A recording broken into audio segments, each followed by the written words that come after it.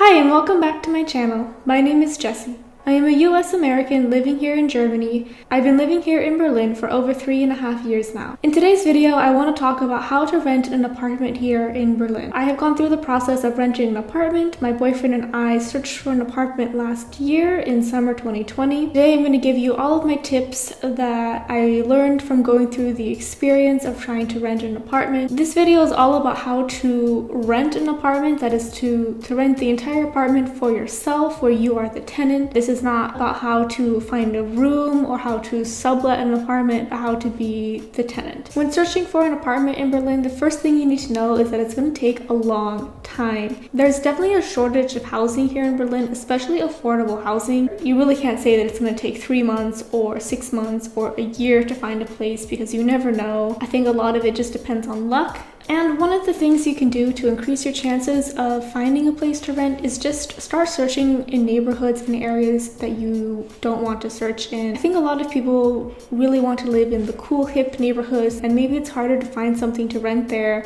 than something that's a little further away or a little outside of your specific desired place. And I think there's a huge fear of living outside of the ring. I personally live in the B zone in Wedding and I'm super happy living here. I would recommend expanding the area that you're looking in just to have a greater chance. And luckily Berlin is so well connected with the public transportation that you won't feel isolated even if you're living a little bit further away. When looking for an apartment, you have to earn 3 times the rent. Don't bother looking for apartments that don't match this criteria because I think it is the #1 thing that they are looking for in a tenant. They want to make sure that people earn enough money, and if you aren't earning 3 times the rent, I would recommend don't bother trying to apply for a viewing or trying to rent it because they're not going to give it to you.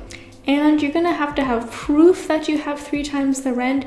And the #1 thing is having a stable job, a contract for a job. If you're just moving and you only have the contract, I think that's better than having nothing. Some listings will talk about, especially in the headlines, it'll be like 3-bedroom apartment with EBK stands for Einbauküche. And this is a really important thing to know.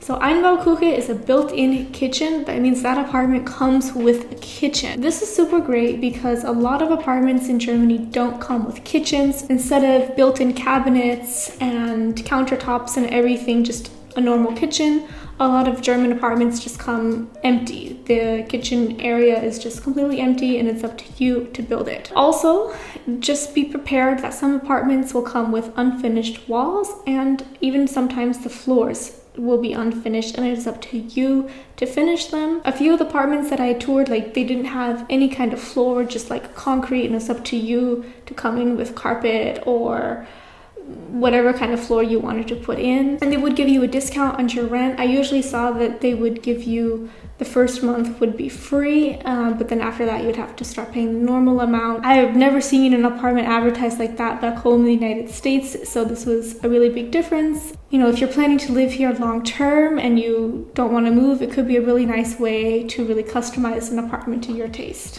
The way it works here in Germany is you go online, you search the apartments that are available to rent, you find one you like, you click to send an email, and you apply to view the apartment. So this is the first step. You have to apply to see the place. And then if you're lucky, they invite you to take a tour and see the apartment. And then after the tour, after the viewing, if you like it, then you officially apply to become the tenant. So there are a lot of different websites you can use to search for an apartment. Immobilienscout24.de is definitely the best website to search for an apartment. There are, however, other ones you can use, or you can even search directly on the Hausverwaltung's websites. A Hausverwaltung is kind of a management company for all of the different apartments. It is very important to respond quickly to the ads. You want to be as fast as possible, so don't just search one time in the evening per day. I would recommend setting up, like putting in your preferences and then having them send you an email every time a new ad gets posted that meets your criteria, and then just apply to a viewing right then and there. Or if you can, just be checking every half an hour to an hour or so, just hit that refresh button all the time, because I noticed when I was searching that a lot of times ads would be posted and then taken down extremely quickly. So if you weren't one of the first people to respond to an ad, you just wouldn't get invited to the viewing. You know, sometimes if you are one of the later replies back I got were, you know, we had over 500 applications to go to a viewing. We can't show it to that many people, so we're sorry. Another thing that is quite typical in Berlin is you get invited to these huge, massive viewings with lots and lots of people. And honestly, last year we didn't go to anything that was extremely big. I think the biggest viewing we went to maybe had 30 other people. Last summer, at least, a lot of the management companies were really concerned about COVID, and so they only invited smaller groups of people, and often we went and took a tour one by one through the apartment, which was really nice that you didn't have tons of people crowding you as you tried to see the apartment. There were a few times where we were one of 10 to 15 people that got invited to see the apartment. So then that meant that only those 10 people could apply to become tenants. That really gives you a better chance. So I liked that a lot. All right, now let's talk about the documents that you need to apply to an apartment. After you go to the viewing, you see the apartment, you say, yes, I love it, I want to officially apply to become the tenant of this place. These are the documents that you're going to need. First, you'll have to fill out something that is called the Selbstauskunft. This is a basic form where you fill in like your name, your age, where you're living now, just basic information about yourself that the landlord wants to know about you. Next, you're going to need something called a Schufa. And you want it to be a positive one, because if you have a negative Schufa, you can't rent. In the States, we have something called your credit score, and I think this is similar to the Schufa here in Germany. Right when I knew that I was going to start looking for an apartment, I just applied for my Schufa so I would have it ready to go. As I said, your income is really important, so they will ask you for proof of income, and this is called your Gehaltsnachweise or Einkommensnachweise, and this is just proof of income. And then you'll have to have a copy of your personal Ausweis, so your personal ID. Just take a copy front and back of it. And you also need a Mietschuldenfreiheitsbescheinigung. So this is a paper that just says that you are free of debts and in good standing with your current landlord. As I haven't been the main tenant here in Germany before, I was always just subletting a room from the main tenant. I just had my previous main tenant write a little paper that said everything was good between us, and she signed it, and that's what I gave to all of my prospective landlords when applying to apartments. So these are all of the documents you need, and you should have everything ready to go when you're applying to apartments and you're going to these viewings. I recommend putting everything together into one PDF, and we made it look as nice as possible, so it's just easy to scroll through, see all of our documents, and know what you're looking at immediately. And after the viewing, you'll send all of your documents in PDF form as your official application.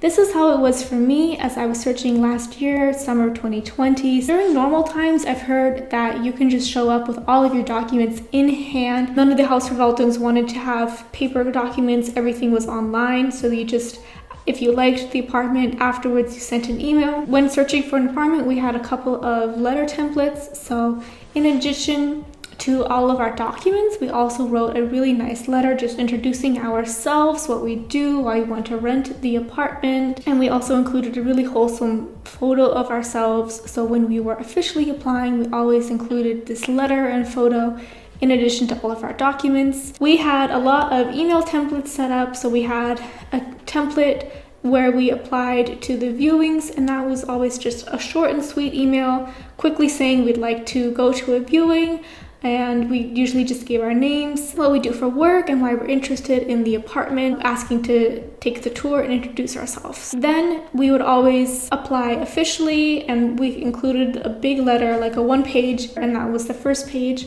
of our PDF that had all of our documents.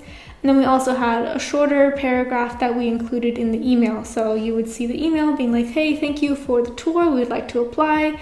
In the attached PDF is all of our documents and a letter. I think creating these sort of like templates just made the entire process easier, because with each apartment we didn't have to write a completely new letter or a new email, we just had it all set to go. And I would recommend doing something like that. One important thing to know is that there's something called a Nachmieter here. So this is when the person who's currently the tenant of an apartment decides to leave and they're giving in their official notice, they can recommend you as the next tenant. This isn't subletting, it's you will be the regular main tenant. And I think this is a really great way to get in with an apartment, to try to tell everybody that you know that you're searching for an apartment because maybe they're moving or know someone else that's going to move and they will recommend you as a Nachmieter. Otherwise, you can search online. Sometimes people moving out will actually search for a Nachmieter. I've seen this happen in plenty of Facebook groups or even on WG gesucht. And of course, you will have to have all of the normal paperwork as a Nachmieter. It's just a way to get your foot into the door with the Hausverwaltung. Another thing you can do, is this is I think especially common if you're young and a student, you can do something called a Bürgschaft here in Germany. It's basically co-signing, so I think usually the parent co-signs for the child and they use the parent's income as the proof of income then. Another option here in Germany is applying to be part of the social housing program called the WBS program. You have to earn under a certain income, and I think students are welcome to apply to this as well. Searching for an apartment can really feel like a full-time job. It is a lot of work and the competition is fierce. However, if you're patient and take all of my tips to heart, you will find something. If you have anything to recommend to people searching for an apartment, whatever tricks that you know about, please leave them in the comments below. I hope you have a great day and I will see you in my next video. Ciao!